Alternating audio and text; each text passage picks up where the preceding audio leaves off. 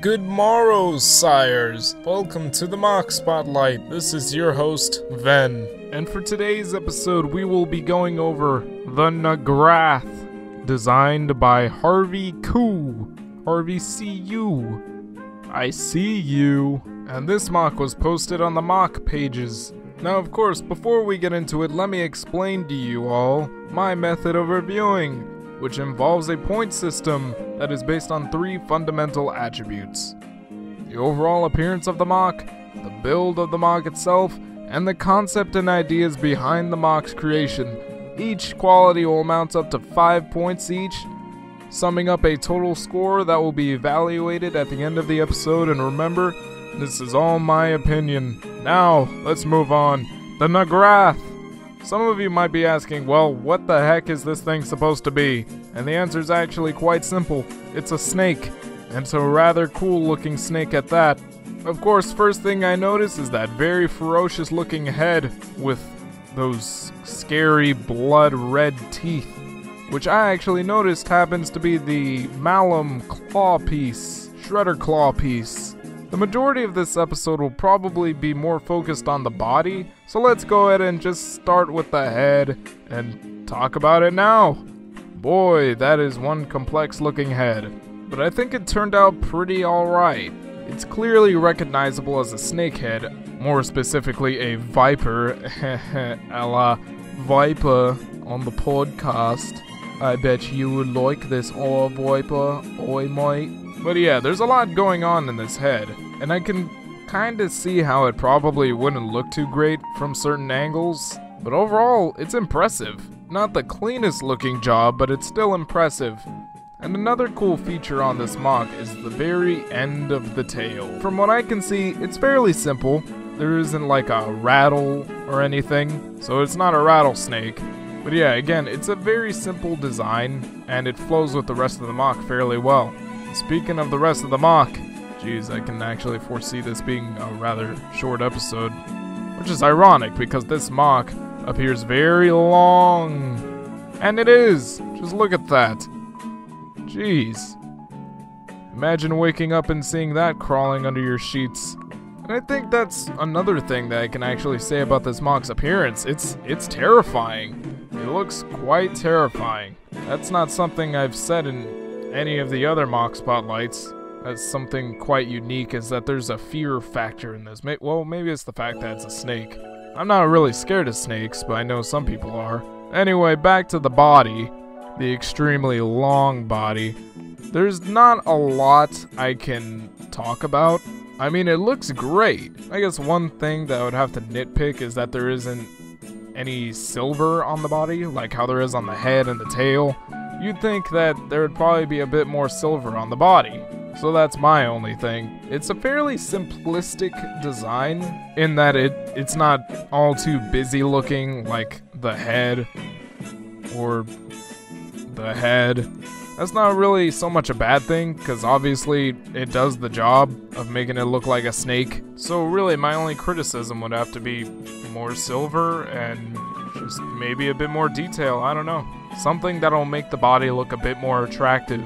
And not attractive in the sense that I plan on asking out this snake on a date, but something that just makes this M.O.C generally more interesting looking.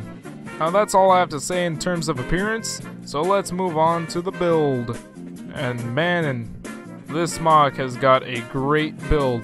Back to the head, you can see that it's very complex looking, but there's a lot of parts that go into that head to make it work the way it does. It even has a mouth with an open and close function, so I thought that was pretty neat. Also, again, highlight of this is the malum claw for teeth. And I really appreciate how this head was built. Seemed like its creator was just dedicated to using bionicle parts to shape up this snake head. Even got like Krika's mask on top here for some added detail. I also really like how the eyes were built here. Seems that because they're just mounted Zammer spheres that they'll probably go falling off here and there. But hey, at least they do the job of giving it that snake eye-like appearance. But of course the big main draw to this M.O.C in regards to its construction is the body. The body. That body. Harvey stated on the mock pages that he did something special to design this body. Not sure if you could tell, but this isn't a traditional Lego build or Technic build of any sort. Harvey did his own thing to make a basis for this flexible and structurally solid body, to which he simply just added some bionicle parts on and attached the head and tail to it. In fact, what it is, in his words, is a flexible but tough GI wire embedded inside a black urethane tubing. Not sure if I pronounced urethane right or wrong. I don't care. It turned out great, and this is definitely the best feature of this mock. Not only does it help shape the body, but it also allows for articulation and flexibility in this mock. I mean, just look at how well it stands up on its own. No arms or legs, man. One of the most genius builds I've seen yet for something like this.